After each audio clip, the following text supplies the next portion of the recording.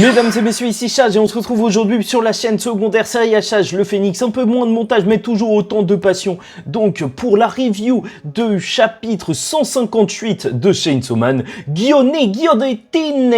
Bon, en vrai c'est pas réellement italien et d'ailleurs j'ai une théorie sur famille, vous serez peut-être déçus. Mais ça, on le verra bien. Je vous avoue que j'ai pas trop de temps cette semaine, c'est pour ça que je vais tenter de faire avec le moins de coupures possible et qu'on va essayer de parler en rythme continu. Au passage, n'hésitez pas à liker ou disliker la vidéo, commenter, donner votre avis en commentaire et vous abonner si vous n'êtes pas encore abonné, car s'il y a beaucoup de vues et s'il y a beaucoup de réactions sur les chapitres de Chainsaw Man, bien sûr, ça passe plus dans mes priorités et donc je prends le temps de faire des belles vidéos concernant cela. Bref, donc commençons tout de suite par Kika qui va ouvrir le chapitre, étant donné que lors du précédent chapitre, c'était elle qui devait affronter les soldats. Elle va sortir une de ces petites momies qu'on avait vues et elle va la lâcher, un démon qu'elle contrôle entre guillemets, et alors que Asamitaka elle dit juste j'ai très bu, et tu vois ça se coupe. Alors là déjà on a perdu quelque chose par rapport au sens japonais apparemment, étant donné que si tu coupes le kanji, bah ça faisait un petit peu le son d'un poulet ou autre, et donc voilà, petite référence à Bucky que Asamitaka a écrasé en tombant dessus dès le début de la série, et c'est peut-être ça qui a lancé toute la série en réalité.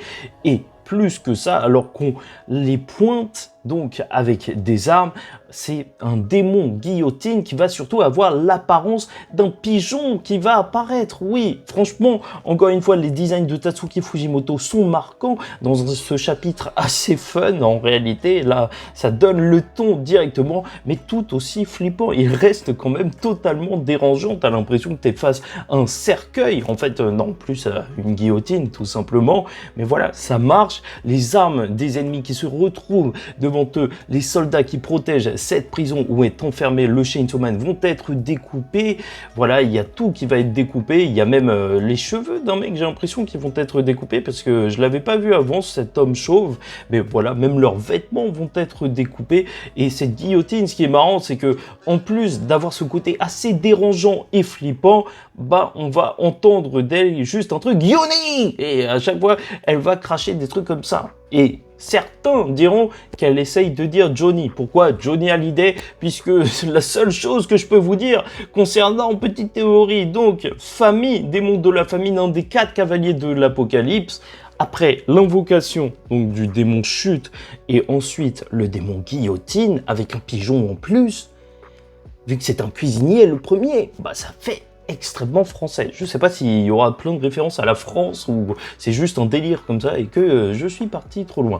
Bref, donc famille, elle demandera au démon guillotine de tous les massacrer, ce qu'il ne fera pas, et si elle n'a pas utilisé directement son pouvoir, c'est qu'elle le dit, il y a des limitations à celui-ci. Quand elle demande l'aide d'un démon, alors il est moins puissant, mais on ne connaît pas encore véritablement les limitations et je me demande comment ça se fait.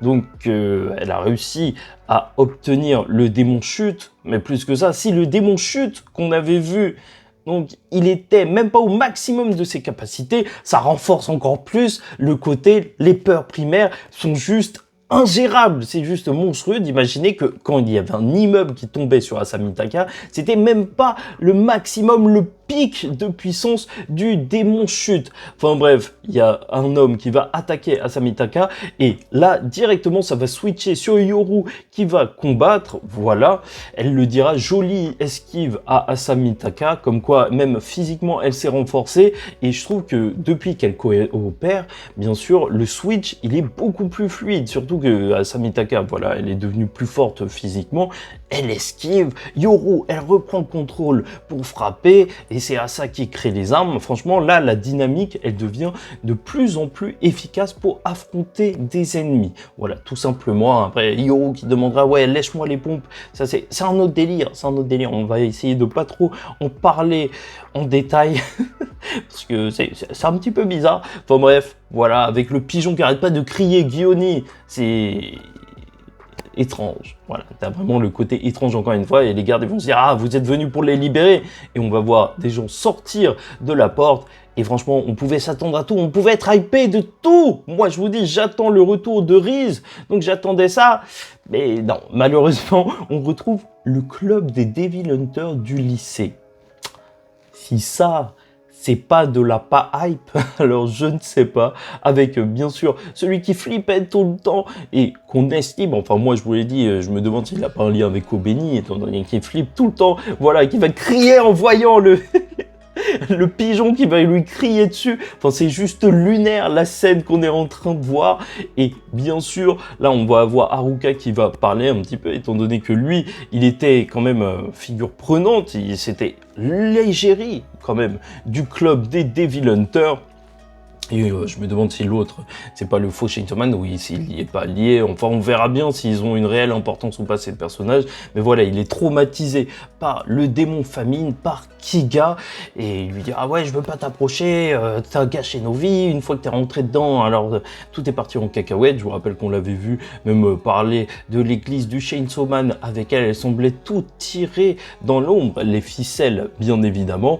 Donc, on se retrouve avec ça et ça pourrait être super intéressant dans le sens où dans le chapitre 118 de Chainsaw Man, donc c'était il y a quand même 40 chapitres exactement, donc on voyait que Haruka avait vu que Asa et Denji allaient partir en date, en petite rencontre, et je vous rappelle qu'il y a eu un baiser entre les deux et que Nayuta a effacé leur mémoire. Donc là, s'il révèle l'information à Asa Mitaka, peut-être que ça peut lui revenir. Enfin bref, tout ça semble assez intéressant dans un certain sens et complètement fou dans un autre. Et alors qu'il va lui dire ah, « Ça y est, vous êtes viré du club des Devil Hunters !» Et que tout le monde s'en fout. Parce que franchement, à ce niveau-là, ça y est, le monde est en feu et compagnie, et ils ont une mission bien plus importante à faire. Donc, ils vont partir chercher le Chainsaw Man, ils le diront à haute voix. Ce qui va faire, déjà que Famille, elle va courir avec la tête sur le côté, ce qui est totalement délirant, un petit peu flippant, elle fait un petit peu zombie, enfin, elle est bizarre, peut-être elle court comme ça, tu vois, c'est... Non, c'est... Je sais pas, je trouve ça complètement délirant, encore une fois, et c'est l'image de fin, hein. L'image de fin de ce chapitre est tout aussi délirante. Voir Asa Mitaka qui est en train de courir, qui dit j'ai l'impression qu'on est suivi, Kiga qui court bizarrement, et les autres qui sont fans du Chainsaw Man, parce que le club des Devil Hunters, donc du lycée, était fan du Chainsaw Man, ils sont là, et en plus, derrière eux, il y a le démon guillotine, un pigeon géant avec une lame dans son bide, et ils sont tous en train d'avancer pour sauver le Chainsaw Man. Après, c'est vrai que ça pose des questions quant à comment ça se fait que eux étaient enfermés, le club des Devil Hunters. Qu'est-ce qu'ils ont fait véritablement?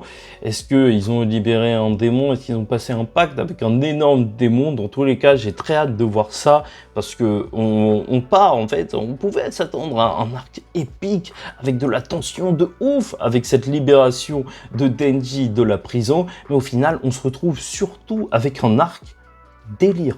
Vraiment, c'est le mot. Après, ça colle totalement avec Tatsuki Fujimoto. C'est pour ça que c'est un plaisir de suivre ça. Et sûrement qu'on aura